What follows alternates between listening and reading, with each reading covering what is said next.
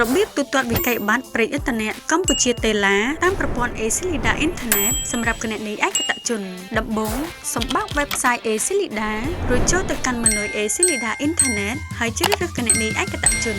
បញ្ចូលឈ្មោះអ្នកប្រើប្រាស់និងលេខសម្ងាត់ចុចលើប៊ូតុងចូលប្រព័ន្ធបញ្ចូលលេខសម្ងាត់របស់លោកអ្នកពី Web Token រួចចុចលើប៊ូតុងផ្ទៀងផ្ទាត់ជ្រើសរើសម៉ឺនុយទូទាត់វិក័យប័ត្រដែលនៅខាងឆ្វេងបន្ទាប់មកចុចលើម៉ឺនុយវិក័យប័ត្រប្រេងឥន្ធនៈរួចចុចលើកម្ពុជាតេឡា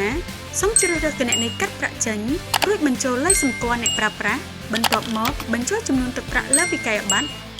ជ្រើសរើសគោលបំណងនៃការទូទាត់រួចជ្រើសរើសសាខាដែលលោកអ្នកចង់ទូទាត់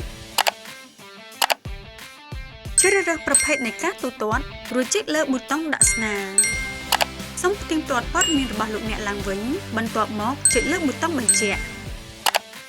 បញ្ចូលលេខសម្ងាត់របស់លោកអ្នកពី Web Token រួចចុចលើប៊ូតុងផ្ទៀងផ្ទាត់ជាការស្រេចលោកអ្នកបានទូទាត់វិក័យប័ត្រប្រេងឥន្ធនៈកម្ពុជាតេឡាតាមប្រព័ន្ធ ACLIDA អ៊ីនធឺណិតសម្រាប់គណនីឯកតជនរួចរាល់ហើយសូមអរគុណ ACLIDA ប្រជាធនាគារដែលលោកអ្នកជឿទុកចិត្ត